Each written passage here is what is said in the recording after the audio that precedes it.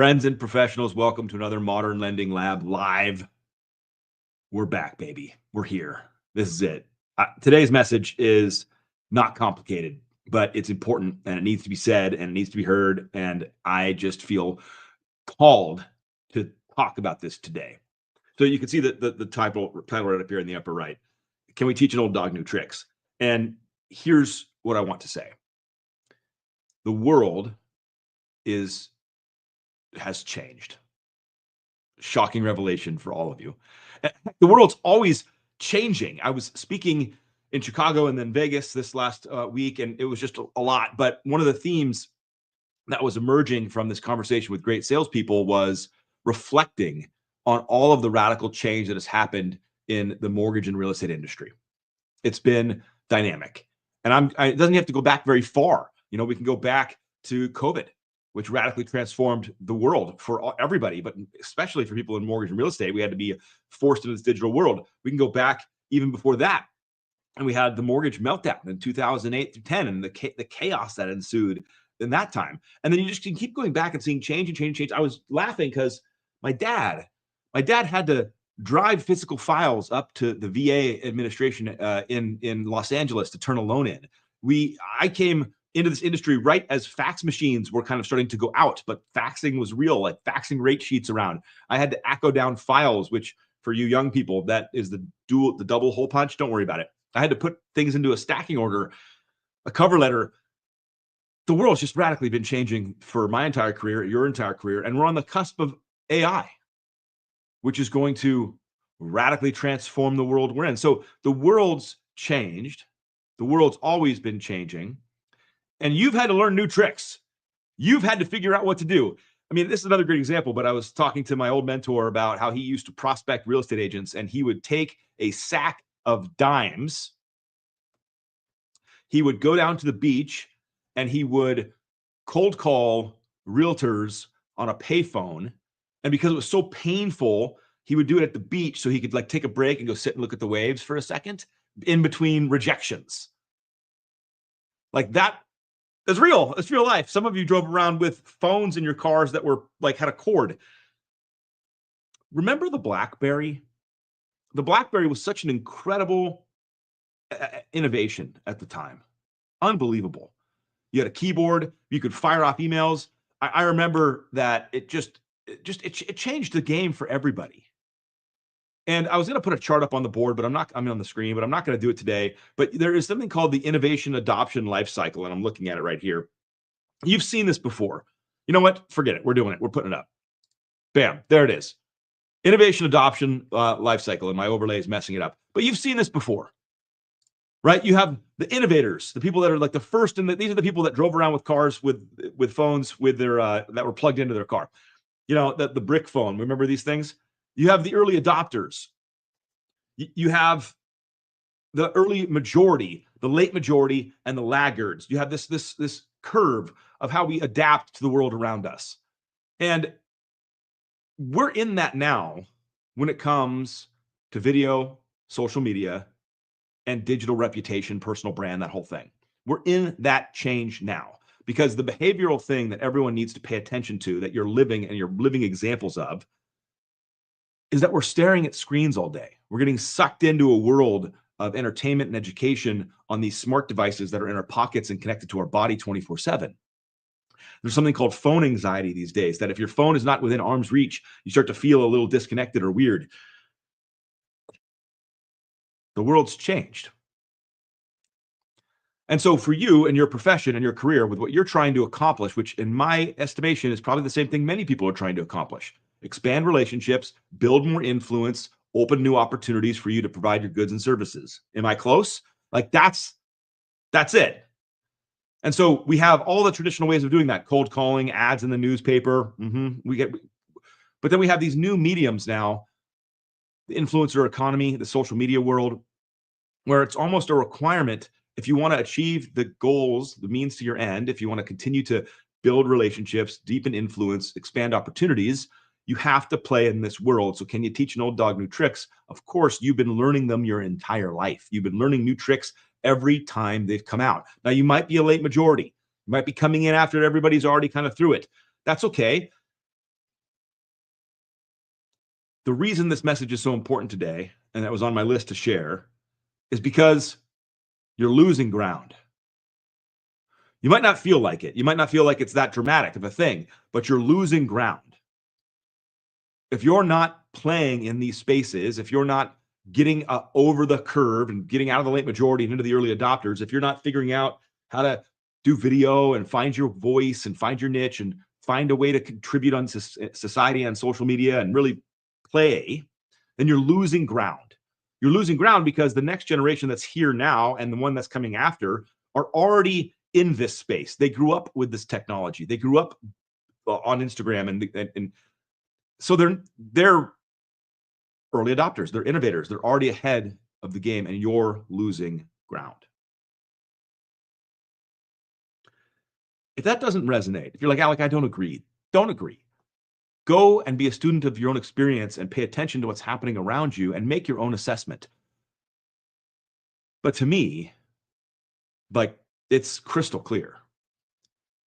Just start asking AI to give you trends about human behavior. How much time are people spending time? How much time are people spending on screens? How much time are people spending on social media? How much time are people getting educated and learning on YouTube? How much time are they spending in these new mediums where you're not showing up? To me, the trend is crystal clear. You're losing ground. There's narratives out there being talked about what you do in your industry and your value all day long that you're not contributing to or against. That's problematic. You're losing ground. But here's the silver lining, or like we're gonna come back up a little bit because that's pretty intense, coming at you. You remember the old saying, "When is the best time to plant a tree?" It's like, oh yeah, it's 30 years ago, and the second best time is right now. This world, even though you can feel like you're behind in it, you can feel like it's too far to catch up. You can feel like I've already seeded the ground. I'm out. I'm not playing in this digital brand or this social media game. I'm moving on. You might feel like it's just not for you. Got a face for radio. I've heard pretty much everything, every excuse anybody's ever had. It's not too late, because no matter how far ahead you think somebody is, and they might be far ahead, they might have a YouTube strategy, a social strategy. Every day they're building connections and influence. My LinkedIn that I've been working on for years is coming up on 20,000 connections of people that I want to be connected to. That doesn't happen in a day. I work on that consistently. I find new people all the time. That's progress. And so somebody might feel like they're far ahead. They've done more reps. They're more comfortable in video. They have strategies. They have thought. Great. But here's the reason it's never too late. Because no matter how much connection and personal brand, development they've done over the years, they're not you. That's the reason it's never too late. Because they bring their viewpoint, their personality, their flavor, their strategy, their style, their tone of voice. They bring themselves, and that's wonderful for them. And they're going to attract their tribe. They're going to find people who like them and people who don't agree with them and people that separate and people that come closer. All those things are going to happen. Their opportunities are going to expand, but that doesn't diminish what you're capable of doing, because they're not you. They don't have your voice. They don't have your opinions. They don't have your expertise or worldview. They don't execute the same way you execute.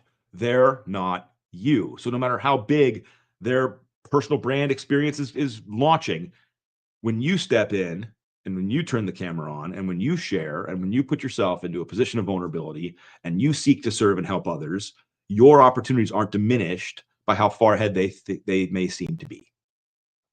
Isn't that great? That's fan-freaking-tastic. That's the best news I ever stumbled into. Because the second you show up, you bring yourself. And no matter how good somebody else is, they're not you. And that is why it's never too late to learn new tricks. Because here's the deal, and this is going to be relatively short today. We're hitting 10 minutes. I might go for another 5, but this is the punchline. You have access to all of human knowledge. You have AI at your fingertips.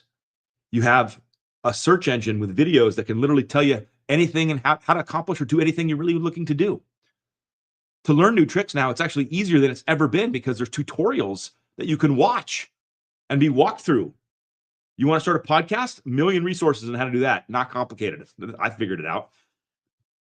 You want to come up with a content strategy? You can join me on July 23rd at the Modern Lending Lab, and we're going to talk about how to do a content strategy. 500 plus loan officers come in the water. I'll send you the link. Don't think Alec knows what you're talking about? Great. A million other people on YouTube can tell you what to do. The cool part about learning new tricks right now is you have access to so many resources. It's insane. It's insane.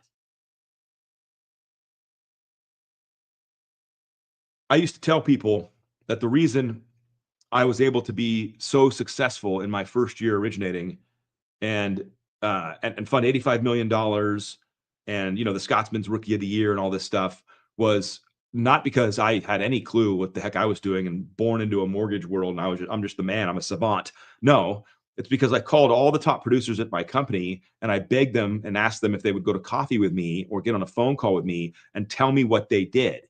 And they literally all said, "Sure, Alec," and they did. And so I just took notes on everything they did. And I was like, okay, well, I'm just going to go do this. It's not complicated. That was Google searching back in the day. Now you can start to talk to AI and great people who have great accomplishments and get their ideas and paths forward and then just go. Just go. Because it's never about what to do. It's always about execution. And every time you take an attempt at a video, at a concept, at a strategy, you get better. Gosh, today, there has never been a better time to learn new tricks than right now. Never. Never been a time with more resources, more opportunity. The easy button. This doesn't mean execution doesn't have, of course, it's always execution. But man, learning new tricks, never been easier. So here's my encouragement for you.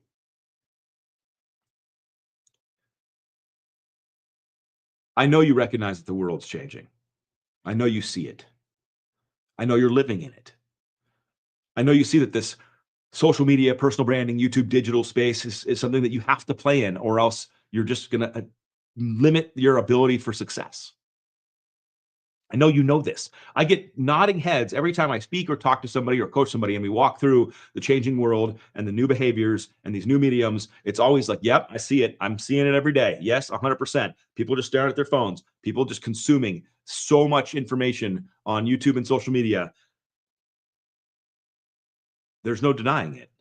And they say, okay, well, then you get to play now. This is awesome. You see the opportunity then, right? You see what you get to do. You get to go put yourself out in all these positions. You get to go stand up and put the camera on. You get to share what you do to an audience that has never been exposed to you. The internet has no geography. The internet, it's 24 hours a day. You could exist in this platform to send out your message, your ideas, your goods and services. This is the best opportunity that's ever existed. And then all the excuses come in. Well, I don't know. I pay for radio. I can't. I don't know what to do. I've never. It's too much. The people are already way far ahead of me. I can't even compete with these kids and these young people who are just. All that's crap. What's the best time to plant a tree? 30 years ago. What's the best time to build your personal brand? Today. Today. It's today. It's right now. Get inspired. Go talk to ChatGPT. Go get ideas. Go call me. Go call other people. See what they're doing. Learn. Grow. Play, because it's all upside. It's all opportunity. That's the message today. The world's changing. You've changed a million times in your career. It's time to play it again. I'll see you on the internet. Have a good one.